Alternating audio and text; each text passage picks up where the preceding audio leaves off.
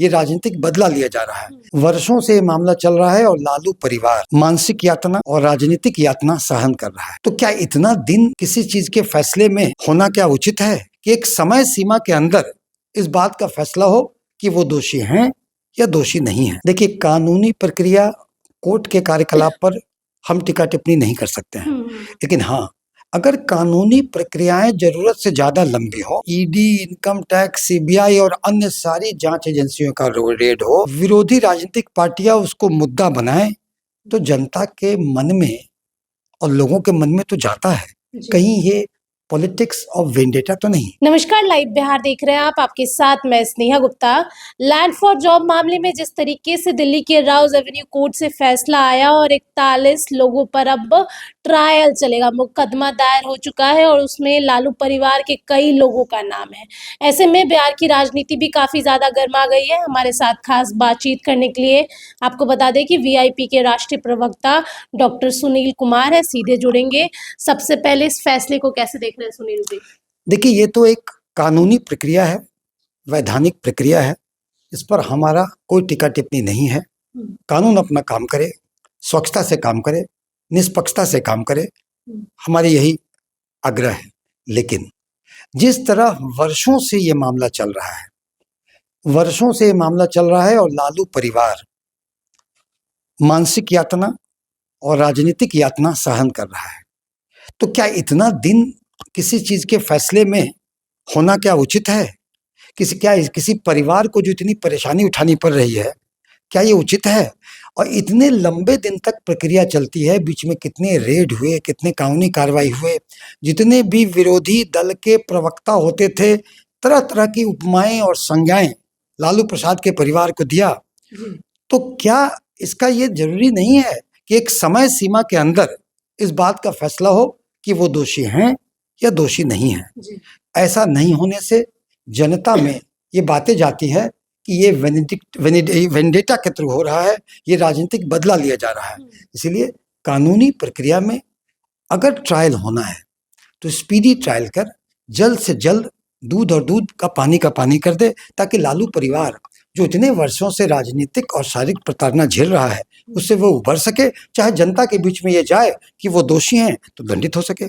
आप ही के सहयोगी दल कह रहे हैं कि कहीं ना कहीं विपक्ष को कमजोर करने की कोशिश की जा रही है। जिस तरीके से हमने बिहार विधानसभा चुनाव के नतीजे देखे, क्योंकि किसी को उम्मीद ही नहीं थी कि महागठबंधन मात्र 35 सीटों पे सिमट के रह जाएगा, उसके बाद लगातार ये मुसीबतें बढ़ते जा रही है। क्या आप भी मानते हैं कि ये एक साजिश के जरिए आप लोगों को परेशान किया जा रहा है? देखिए, कानूनी प्रक्रिया, कोर्ट के कार्यकलाप पर हम टीका टिप्पणी नहीं कर सकते हैं, लेकिन हाँ, अगर कानूनी प्रक्रियाएं जरूरत से ज्यादा लंबी हो, बीच में तरह तरह से ईडी, इनकम टैक्स, सीबीआई और अन्य सारी जांच एजेंसियों का रेड हो, अगर विरोधी राजनीतिक पार्टियां उसको मुद्दा बनाएं, तो जनता के मन में और लोगों के मन में तो जाता है, कहीं ये पॉलिटिक्स ऑफ वेंडेटा तो नहीं।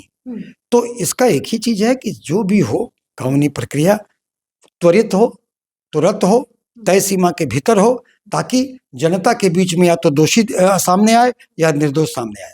वीआईपी का क्या कुछ स्टैंड है? आगे वीआईपी क्या कुछ करेगी? क्योंकि हमने देखा कि लोकसभा चुनाव में भी आप लोग का खाता नहीं खुला, बिहार विधानसभा में भी नहीं खुला, और अब क्या करेगी वीआईपी? मुकेश सहनी क्या करने वाले हैं?